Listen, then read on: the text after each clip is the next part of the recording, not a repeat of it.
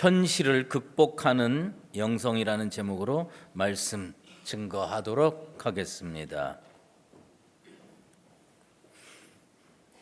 여러분들의 신앙은 현실 문제에 부딪혔을 때 잘 작동하고 있습니까? 신앙이 있노라 하면서 교회에서는 예수 잘 믿는 것처럼 보이는데 세상에 나가서는 이게 작동을 멈추고 그리스도인인지 아닌지 구분이 안 되는 그런 삶의 모습을 지니고 있습니까? 아니면 어딜 가서 어떤 때든지 예수 잘 믿는 믿음의 사람으로서 하나님께 영광 올려드리며 잘 살고 있는지 스스로에게 질문할 필요가 있습니다. 바라건대는 우리 강북제일교회 모든 하나님의 백성들의 신앙은 어디에서든지 잘 작동하는 믿음의 사람 되기를 예수 그리스도의 이름으로 축원합니다. 어느 날 예수님께서 저녁 무렵에 제자들에게 갈릴리 호수 저편으로 건너가자고 말씀해 주셨습니다. 주님이 건너가자고 하니까 제자들은 배를 준비해서 배에 올라타고 예수님 모시고 노저어서 갈릴리 호수를 건너가고 있었습니다. 그런데 바람이 불기 시작했습니다. 성경에는 어떤 표현으로 나오냐면 큰 광풍이 불었다고 표현하고 있습니다. 사실 우리 큰 광풍이라고 하는 이 말이 매우 재미있는 표현입니다. 헬라어로 라일랍스 메갈레 아네무라고 하는 표현인데 광풍이 어느 정도 광풍이 불었느냐? 메가톤급 광풍이 불었다는 겁니다. 메갈레라는 단어는 메가가 뭡니까? 100만을 뜻하는 겁니다. 그럼 요즘으로 얘기를 하면 100만 톤급 바람이 부는 겁니다. 엄청난 바람이 불어요. 그래서 제자들이 그 바람을 맞으면서 노저으면서 뭐라고 하냐면 이 바람은 광풍이라고 얘기합니다. 광풍이 무슨 뜻입니까? 그 광자가요 미칠 광자입니다. 제자들이 체험할 때는 이 바람은 그냥 바람이 아니라 미친 바람이에요. 미쳤어 바람이. 그냥 완전히 다 뒤집어 놓는 거예요. 우리는요 삶이 평안하기를 원합니다. 갈릴리 호수가 잔잔한 것처럼 삶이 평안하길 원합니다. 그런데 살다 보면요 바람이 붑니다. 그런데 이 바람이 약한 바람이 아닙니다.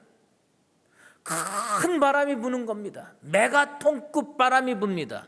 그래서 그 바람을 맞으면서 체험하면서 살 때 어떤 느낌이 드냐면 이거 진짜 미친 바람 아니야? 자녀를 키우면서도 미친 바람을 느낄 때가 있어요. 남편 직장일이라든지 이런 거 미친 바람으로 느낄 때가 있어요. 집 문제라든지 건강 문제라든지 이런 문제에 부딪힐 때 야 이거 미친 바람 아니야? 그렇게 느낄 때가 있습니다. 그런데 이 바람이 개인에게만 불으면 또 국가적으로 미친 바람이 불 때가 있어요. 국가적으로 미친 바람이 불 때는 우리는 그걸 뭐라고 표현하느냐? 전쟁이라고 표현합니다. 요즘 우리나라는 눈에 보이지 않는 전쟁이 시작됐다는 느낌을 지울 수가 없습니다. 며칠 전에 신문에 짧게 한 줄로 이렇게 표현됐는데 이것의 의미가 뭘까? 저는 진짜 궁금했습니다. 중국의 화웨이라고 하는 회사가 있습니다. 통신회사죠. 근데 화웨이라고 하는 회사의 이사회 의장이 기자들 앞에서 발표를 하는데 이런 발표를 했습니다. 화웨이는 국가들과 스파이 행위를 하지 않겠다는 협약을 체결할 의향이 있다. 지금 미국과 중국의 무역 전쟁이 일어납니다. 근데 이게 미국과 중국의 무역 전쟁으로 끝나면 얼마나 좋겠습니까? 근데 이 바람이 우리나라에는 어떤 바람으로 불어오느냐면 큰 광풍으로 불어오고 있습니다. 메가톤급 광풍으로 불어오고 있습니다. 이 문제의 핵심이 뭡니까?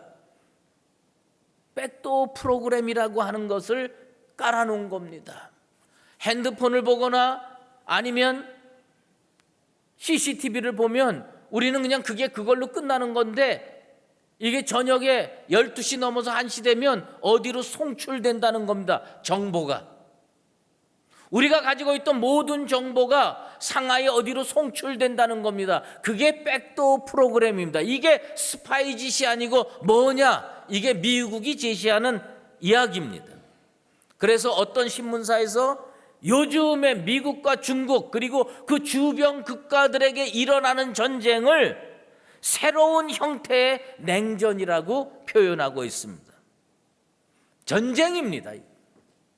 갈릴리 호수에 큰 광풍이 불었듯이 지금 전 세계에는 새로운 미친 바람이 불고 있습니다. 미국과 일본과 호주가 동맹 체제를 공고히 하고 있고, 며칠 전에는 중국과 러시아가 동맹을 새로 구축하고 있습니다. 그리고 어느 날 중국의 공산당 대표가 우리나라에 오고 미국 대사가 우리나라에다가 선포를 합니다. 어느 쪽에 설 거냐? 당신들 나라는 어느 쪽에 설 거냐? 이거는 이동통신의 문제입니까? 국가의 존망이 걸린 미친 바람입니다.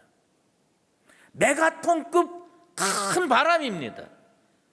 우리는 지금 선택을 강요받고 있습니다. 둘 중에 하나를 택하는데 그것이 살 길이 될지 죽을 길이 될지 아직 알지 못하고 있습니다.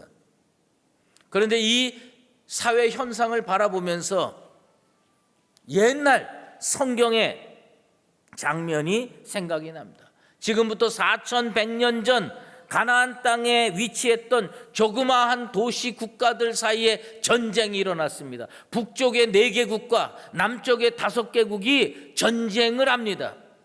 그돌라오멜이라고 하는 사람이 지휘를 하고 있는 북쪽 4개 동맹은 강대국 계열입니다.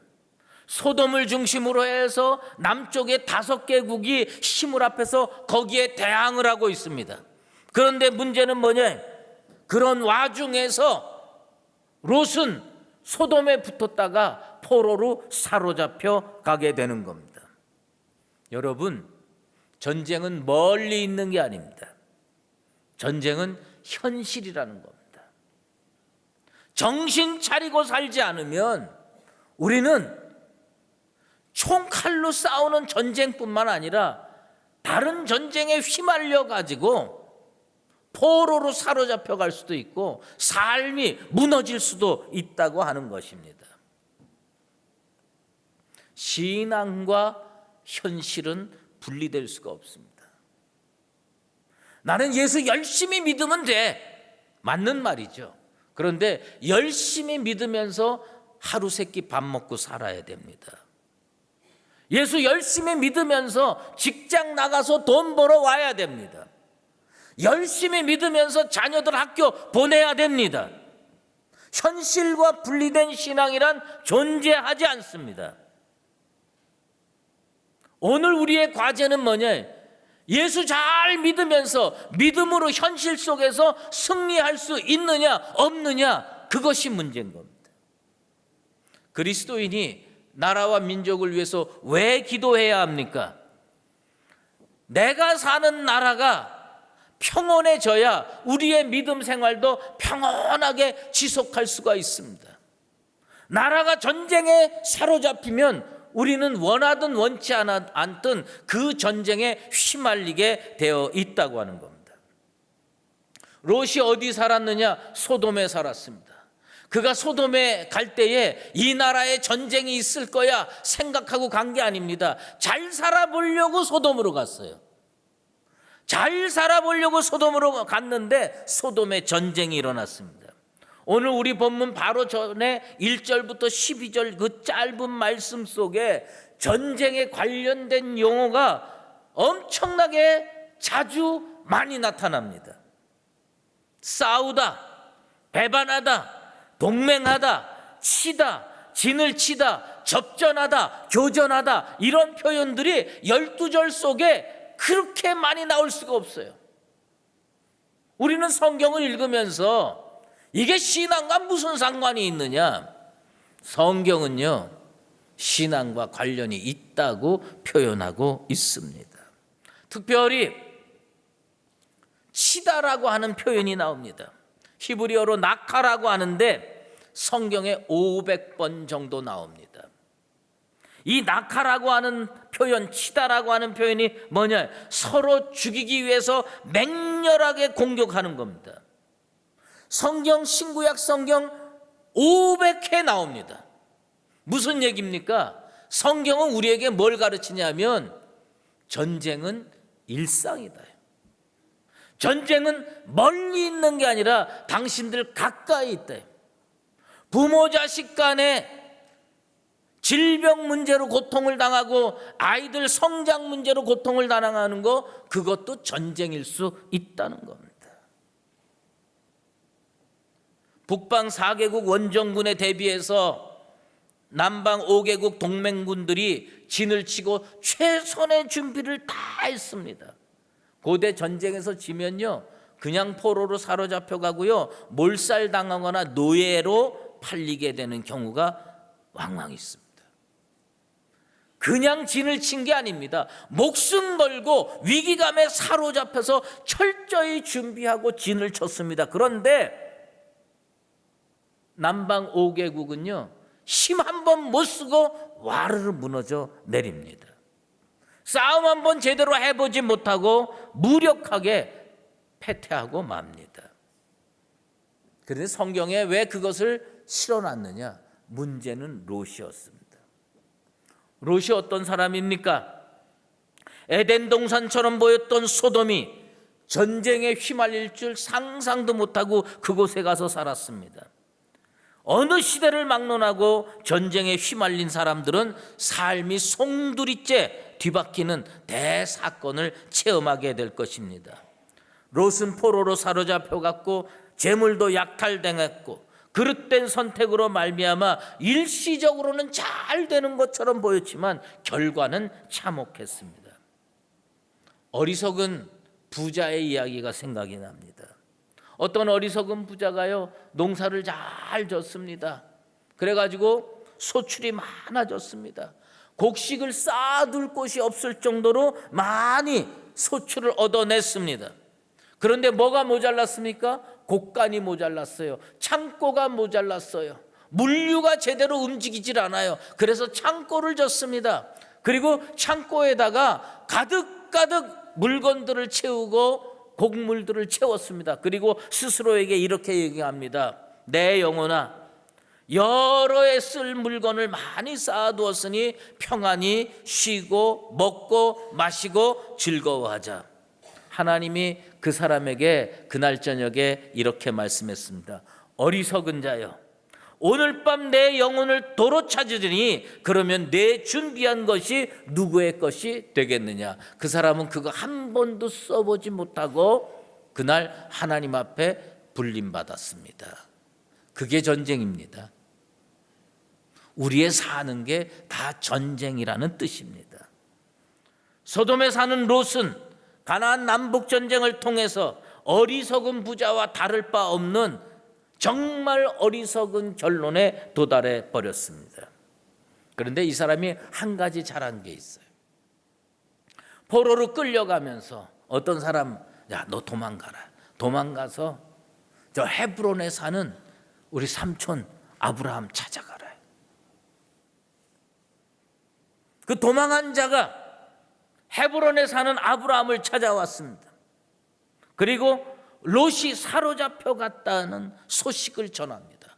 그 소식을 듣자마자 아브라함은 자기 집에서 기르고 훈련시켰던 가병 318명을 데리고 조카 롯을 구하려고 단까지 출정을 합니다. 사실요, 이거 외면해도 되는 문제였습니다. 롯이 어떤 사람입니까? 아브라함 졸졸졸졸 쫓아오면서 수백 킬로 쫓아왔습니다. 그런데 아브라함 때문에 먹고 살게 됐고 아브라함 때문에 돈 벌게 됐는데 이제 나 먹고 살게 됐으니 난 나가서 살겠습니다 하고 아브라함으로부터 갈라져 나간 사람입니다. 이 롯의 불행한 사태에 대해서 모른 척 한다고 해도 롯은 할 말이 없었을 겁니다. 그런데 아브라함은 만사를 제쳐놓고 롯을 구해야 한다는 일념으로 헤브론에서부터 단까지 단숨에 쫓아갔습니다. 여러분, 헤브론에서 단까지 몇 킬로 되는 줄 아십니까? 200킬로입니다. 무장한 군인을 가지고요, 그냥 몰아쳐서 하루에 40km씩 행군하게 하고 50km씩 행군하게 한다면요, 아무리 못 걸려도 4, 5일 좋게 걸리는 거리입니다. 그거를 해가면서요, 거기 가서 롯을 구하려고 하는 겁니다. 여러분 생각해 보세요. 여기는요 가병 318명입니다. 저쪽은요 도시국가라고 하더라도 국가 단위의 움직임입니다. 4개국 연합군하고 318명 가병하고 싸우면 누가 이기겠습니까? 그런데 아브라함은 선한 목자처럼 길 잃은 한 마리 양을 찾기 위해서 99마리의 양을 길에다 버려두고 끝까지 쫓아가서 구해낸 것 같이 아브라함은 롯을 구해냅니다. 우리는 쉽게 얘기할 수가 있습니다. 우리 주님이 우리를 위해서 목숨을 버리신 것처럼 우리도 사랑을 가지고 사람을 구하는 것이 마땅한 일이 아니냐, 맞는 얘기죠. 분명히 맞는 얘기입니다. 그런데 제가 한번 질문해 보겠습니다.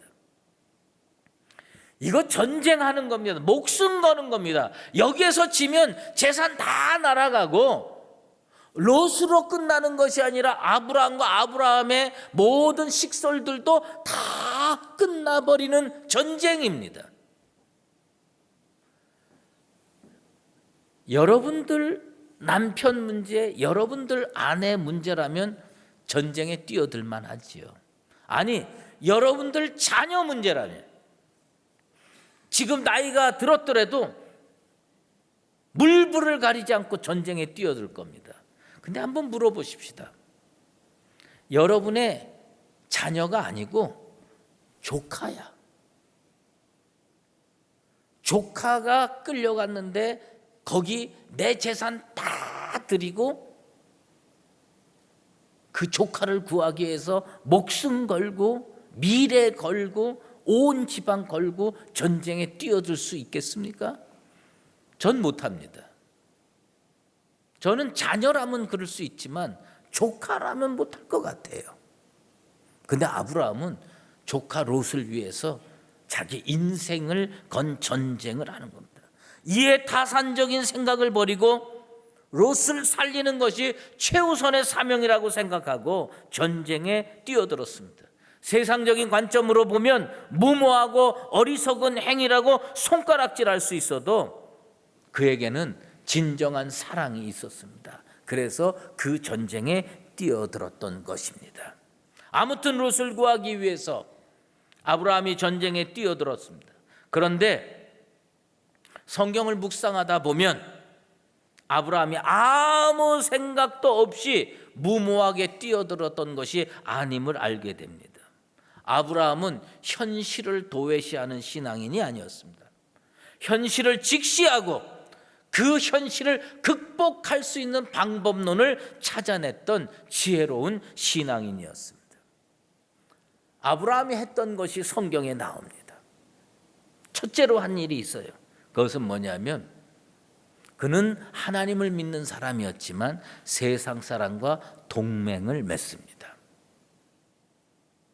히브리 사람 아브라함과 아모리 족속 마므레와 에스골과 아넬과 동맹을 맺습니다.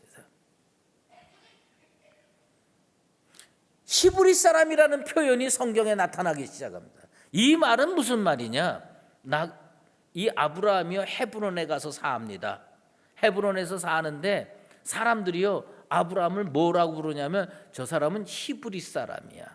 그 히브리라고 하는 말은 뭐냐면 강을 건넌 사람이라는 겁니다. 이 아브라함이 어디에서 왔습니까? 갈대아 우르에서 하란을 거쳐가지고 티그리스강 유프라테스 강을 건너서 가나안으로 온 거예요. 너 출신이 어디야? 저 갈대아 우르야. 그래 너는 히브리 사람이구나. 나그네라는 뜻이에요. 아모리 족속은 터줏대감들입니다.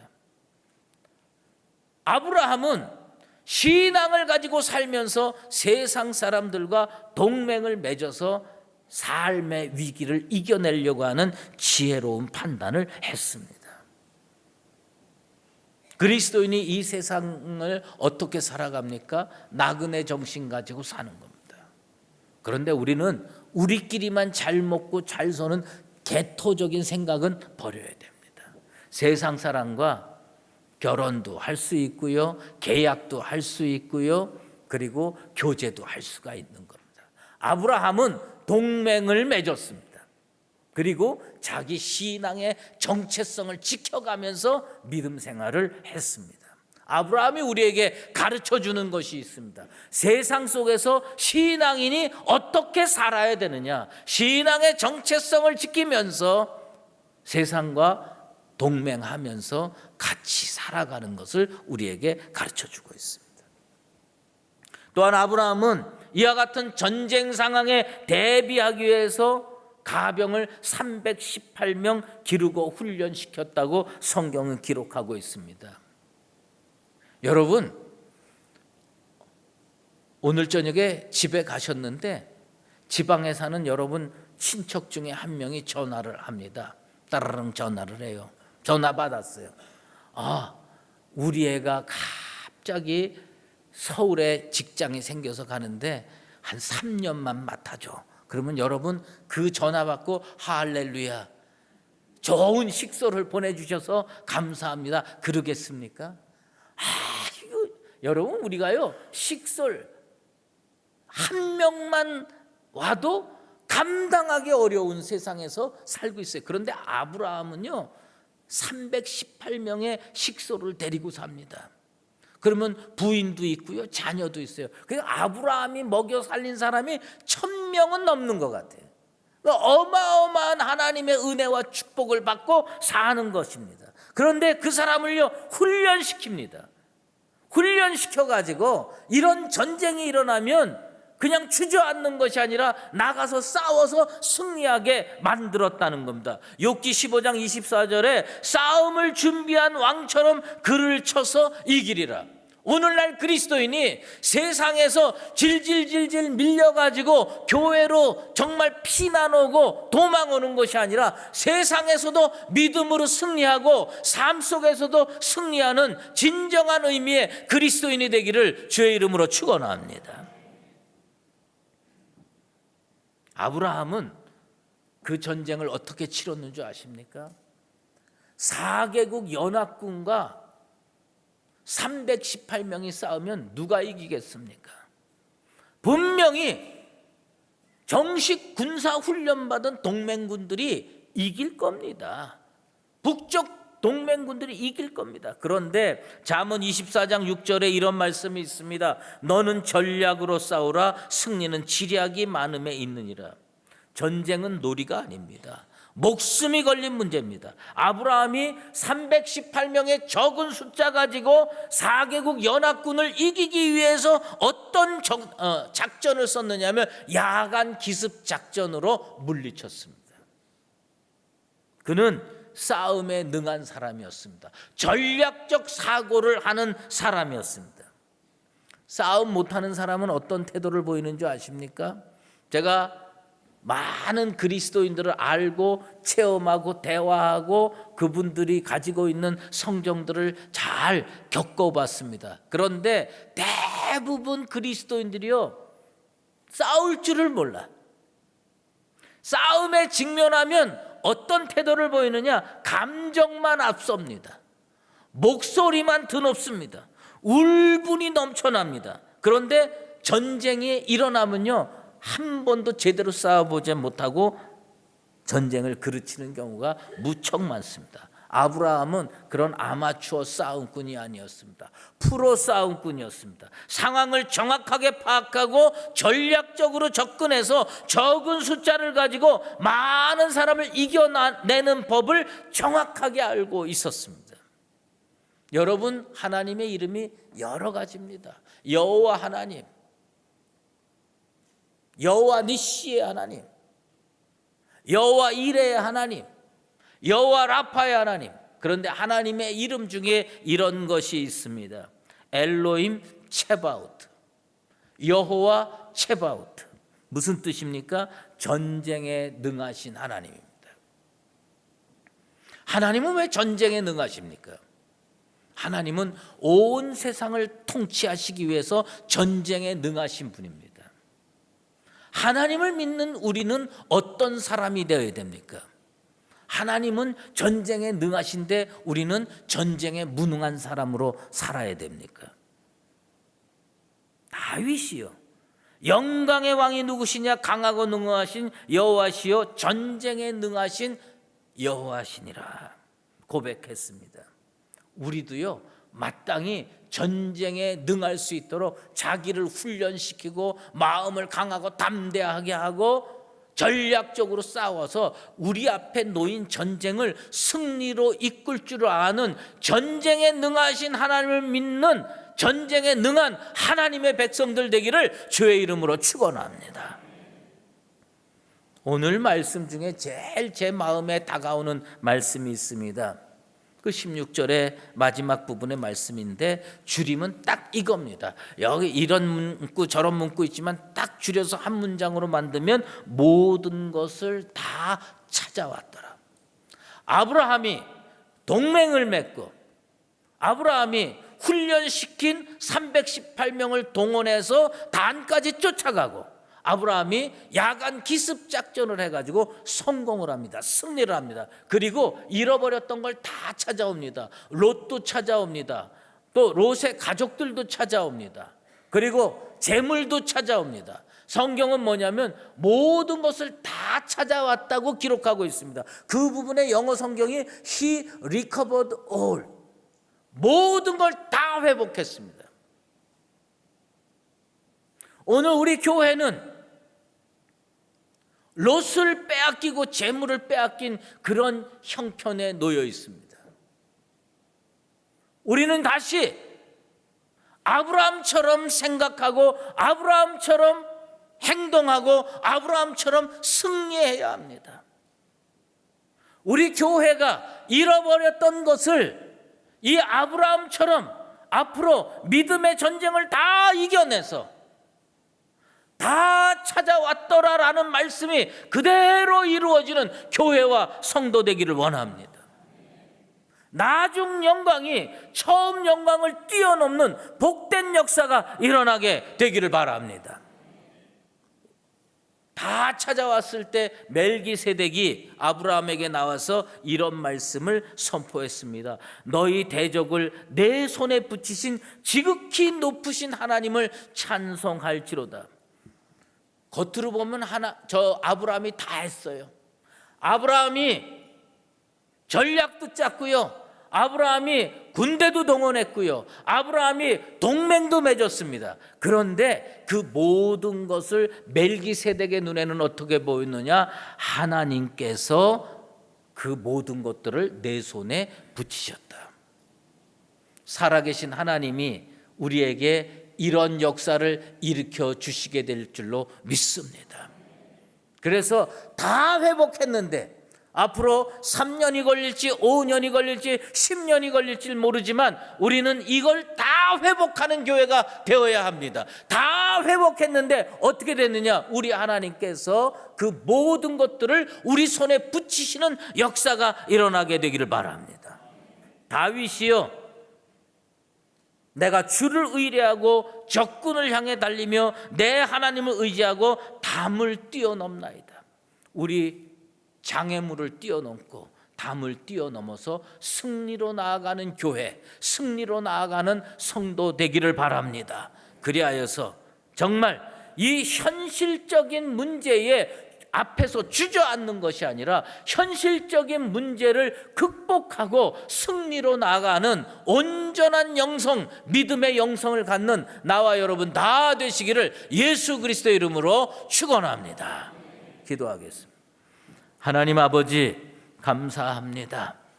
우리같이 무능하고 연약하여서 현실적인 문제에만 부딪히면 신앙이 작동하지 않는 경우가 너무나도 많이 있습니다.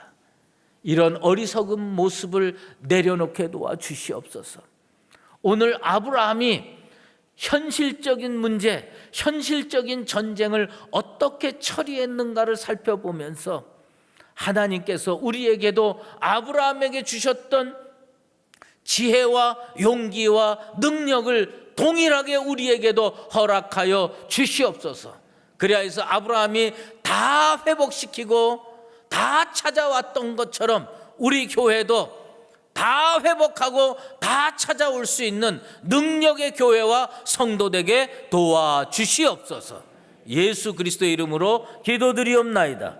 아멘. 이제는 우리 주 예수 그리스도의 은혜와 하나님 아버지의 극진하신 사랑하심과 성령의 인도하시고 교통하심이 인생의 전쟁에서 아브라함처럼 하나님이 주시는 지혜와 능력으로 현실을 극복하고 승리하며 살기로 작정하는 사랑하는 강북제일교회 모든 믿음의 권속들과 주의 몸된 교회 위에 이제로 영원히 함께 계시옵기를 간절히 축원하옵나이다. 아멘.